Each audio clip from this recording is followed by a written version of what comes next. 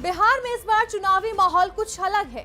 जाति की सियासत अब भी जिंदा है, लेकिन इस बार चर्चा सिर्फ यादव, कुर्मी या ब्राह्मण की नहीं हो रही, बल्कि अब सियासी दलों की नजर एक खास तबके पर टिकी है।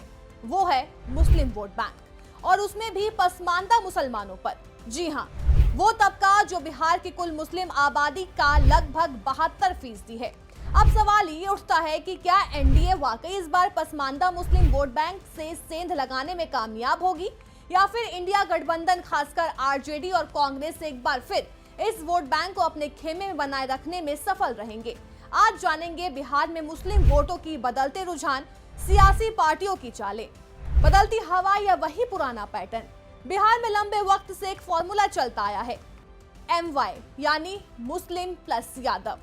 आरजेडी की राजनीति इसी फॉर्मूले पर टिकी थी, लेकिन इस बार हालात थोड़े बदले दिखाई दे रहे हैं। एनडीए खेमे का दावा है कि इस बार ये फॉर्मूला पूरी तरह ध्वस्त होने के कगार पर है। भारतीय जनता पार्टी के प्रवक्ता गुरु प्रकाश पासवान कहते हैं कि मुसलमानों ने पिछले 10 साल में सोच बदली है। अब वो देश हित और विकास को वोट दे रहे हैं। वो 3 तलाक, पीएम आवास, अल्पसंख्यक कल्याण जैसी योजनाओं का जिक्र करते हैं और दावा करते हैं कि गरीब मुसलमानों को सबसे ज्यादा फायदा एनडीए की योजनाओं से ही मिला है। इंडिया गठबंधन का पलटवार। आरजेडी के वरिष्ठ नेता नवल किशोर यादव इसका जवाब कुछ यूं देते हैं, हम धर्म के आधार पर वोट बैंक नहीं देखते, हम धर्मनिरपेक्षता में विश्वास रखते हैं। बीजेपी की राजनीति ही धर्म और जाति में बांटने की है। उनका दावा है कि पसमानदा हो या अशराफ, बीजेपी की उग्र हिंदुत्ववादी राजनीति ने अल्पसंख्यकों को और दूर किया है। और बिहार जैसे राज्य जहां सामाजिक न्याय की परंपरा रही है, वहां ये राजनीति नहीं चलेगी। एलजेपी और जेडीयू की चालें।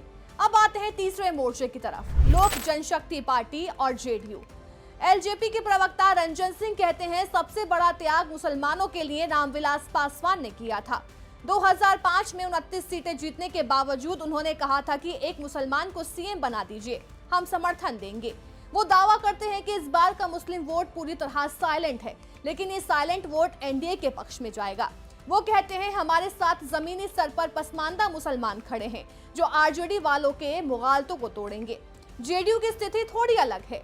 2005 और 2010 में मुसलमानों ने नीतीश कुमार का जमकर समर्थन किया था, लेकिन 2019 के बाद से ग्राफ गिरता गया। 2020 विधानसभा और 2024 लोकसभा में जेडीयू का एक भी मुस्लिम उम्मीदवार नहीं जीत पाया।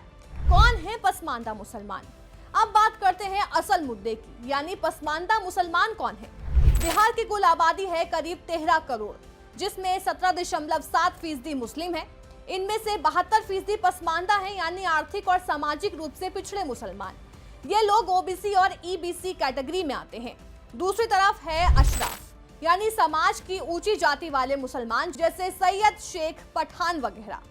अब जैसे हिंदुओं में ब्राह्मण, क्षत्रिय, वैश्य, शूद्र होते हैं, वैसे ही मुसलमानों में अशराफ, अजलाफ और अर्जाल जैसी श्रेणियां होती हैं। पसमानदा मुसलमानों की हालत भारत के दलितों जैसी है, यानी कमजोर, हाशिए पर आए और सत्ता से दूर। इसी को ध्यान में रखकर बीजेपी ने पसमानदा मुसलमान सम्मेलन जैसे कार्यक्रम किए ताकि इस बड़े तबके को अपनी तरफ खींचा जा सके। 2020 और 2024 के आंकड़े क्या कहते हैं? 2020 विधानसभा चुनाव में 76% मुस्लिम वोट महागठबंधन को गए थे। आरजेडी ने 16 मुस्लिम उम्मीदवार उतारे थे और कांग्रेस ने 10। जेडीयू ने सिर्फ 7 मुसलमानों को टिकट दिया था। 2024 में मुस्लिमों का वोट आरजेडी और कांग्रेस की तरफ झुका रहा, लेकिन एनडीए को अब भी उम्मीद है कि पसमानदा तबका उनके साथ आएगा। क्या ये बदलाव स्थायी है या फिर एक चुनावी शोर? अब सबसे बड़ा सवाल, क्या वाकई पसमानदा मुसलमान एनडीए को वोट देंगे, या फिर ये सब सम्मेलन, दावे और रणनीतिक सिर्फ एक चुनावी स्टंट है? क्योंकि जो सरकार पिछले 10 साल में सत्ता में है, अगर उसी के वक्त पसमानदा की स्थिति नहीं बदली तो भरोसा क्यों करेंगे? क्या सिर्फ 1 से 2 मुसलमान नेताओं को ऊंचे पदों पर बैठाकर करोड़ों की उम्मीद की जा सकती है, या फिर मुस्लिम वोट बैंक एक बार फिर अपने परंपरागत आरजेडी और कांग्रेस के साथ जाएगा?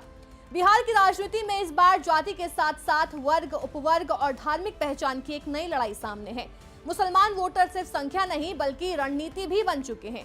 अब ये देखना दिलचस्प होगा कि 2025 का चुनाव एनडीए के लिए एक नया अध्याय लिखेगा या आरजेडी के लिए वापसी की पटकथा।